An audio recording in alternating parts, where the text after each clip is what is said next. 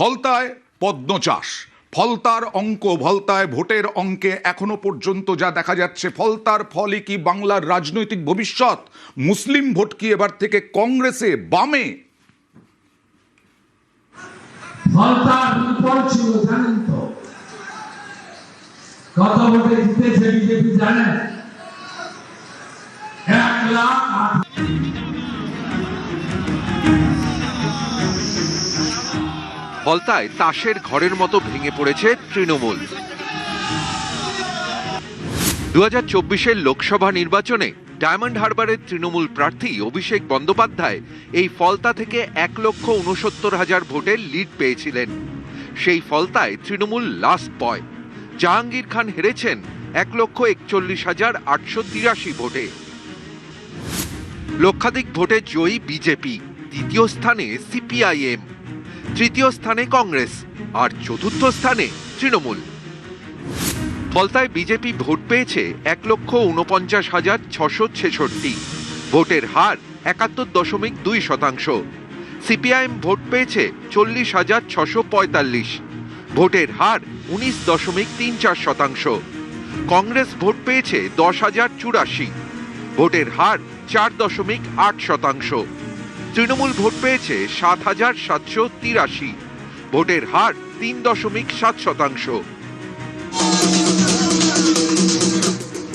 BJP ক্ষমতায় আসার পরে প্রথম ভোট, রাজ্যে পরিবর্তনের পরে প্রথম ভোট। এবার কি রাজ্য রাজনীতির অঙ্কেও পরিবর্তন হতে চলেছে?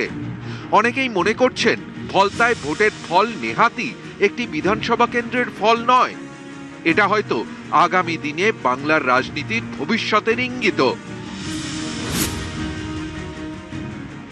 যে নির্বাচন আমরা হেরেছি, সেই নির্বাচনও যদি বাম আর কংগ্রেস একসঙ্গে আমরা লড়তাম, তাহলে ফলাফল এই কথা বলছে যে আরেকটু ভালো ফল বিরোধীদের মধ্যে আমাদের হতো। তৃণমূলকে তাড়াও, এই ছিল মানুষের লক্ষ্য। সেখানটাই পাওয়া গেছে হাতের কাছে বিজেপি, তাই বিজেপিকে ভোট দাও।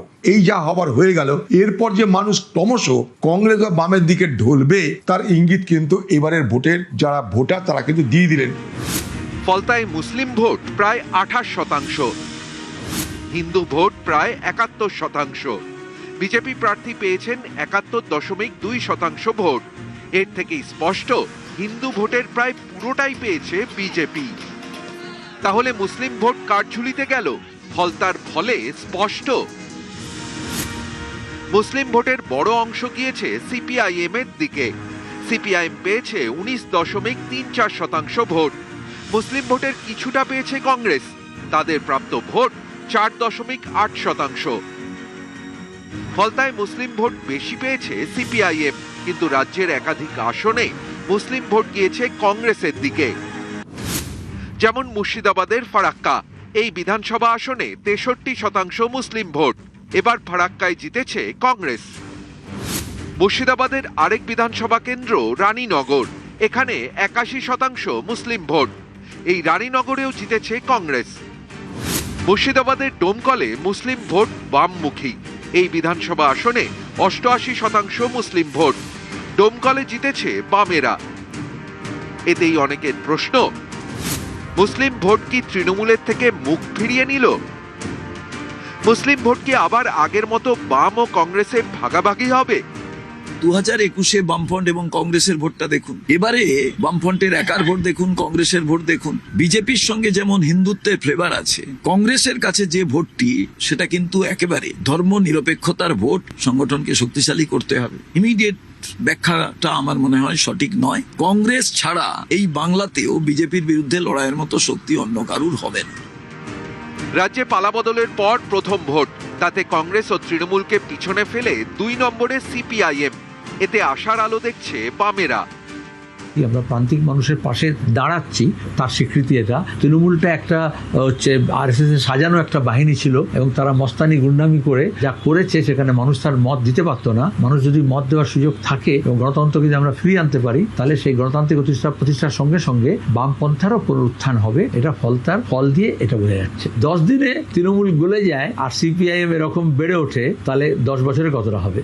ফলতার উপনির্বাচন দিয়ে যদি সংখ্যালঘু ভোট বিচার করতে যাওয়া হয় রাজনীতির ছাত্র হিসেবে আমার মনে হয় ভুল হবে। জাহাঙ্গীর খান পার্টির সঙ্গে আলোচনা না করে তিনি প্রার্থীপদ তুলে নিয়েছেন এবং যখন তুলেছেন তখন আর বিকল্প প্রার্থী দেওয়ার কোনো সুযোগ নেই। কিন্তু একটা উপনির্বাচন, সেই উপনির্বাচনের ফলাফল দেখে যে ভোটের প্যাটার্ন বা বাংলার রাজনৈতিক প্যাটার্ন, এটা ব্যাখ্যা করা বোধহয় অতি সরলীকরণ হয়ে যাবে। রাজ্যে কিন্তু এরকম 80টা সিট রয়েছে যেখানে তৃণমূল কংগ্রেস প্রার্থীরা জিতেছেন। ফলতায় ভোট গ্রহণ ছিল 21শে মে। ঠিক দুদিন আগে 19শে মে ভোট থেকে সরে দাঁড়ানোর ঘোষণা করেন তৃণমূল প্রার্থী। এখানেই প্রশ্ন উঠছে, লড়াইয়ে জাহাঙ্গীর থাকলে কি ফলতার ফল অন্যরকম হতো? কে জাহাঙ্গীর? কোথায় যাবে জাহাঙ্গীর? এইসব শেখ শাহজাহান, জাহাঙ্গীর, শওকত, কেষ্টমন্ডলরা এরা কোথায় যাবে? এরা ছিল নবান্নে দিদিমণি বসে আর এই পুলিশ, তাই তো গুন্ডামি। জাহাঙ্গীর থাকলেও একই ফল হতো। সেই সংখ্যালঘু ভোট কি আবারও তাদের কাছে ব্যাক করবে? কোনো ভোটই তাদের কাছে আর ব্যাক করবে না। সংখ্যালঘুরা যদি নিজেদের ভালো না বোঝে, আমার তো কিছু করার বলার নই। নিউজ 18 বাংলা। কালকে ফলতায় ভরাডুবি, আর আজকে ডায়মন্ড হারবার মডেল ভেঙে চুরমার 8 জন কাউন্সিলর পদত্যাগ করলেন। আর এই নিয়ে তাপস রায়ের সঙ্গে কথা বলেছিলাম আমরা। বিজেপি বিধায়ক তাপস রায় তীব্র আক্রমণ করলেন অভিষেক বন্দ্যোপাধ্যায়কে। মমতার অহংকার, এই অভিষেকের উদ্যত্ত, এটা এতদিন ধরে যারা মেনে ছিল তাদের বাধ্য হয়েছিল সবই এরকম রিজাইন করবে। আর ডায়মন্ড হারবার মডেল, অভিষেক নিজেই একটা মডেল, ওই মডেল তো আর বাংলার মানুষ খেলো না, খাবে না। বিভিন্ন পুরসভাতেই কাউন্সিলরদের পদত্যাগের হিড়িক।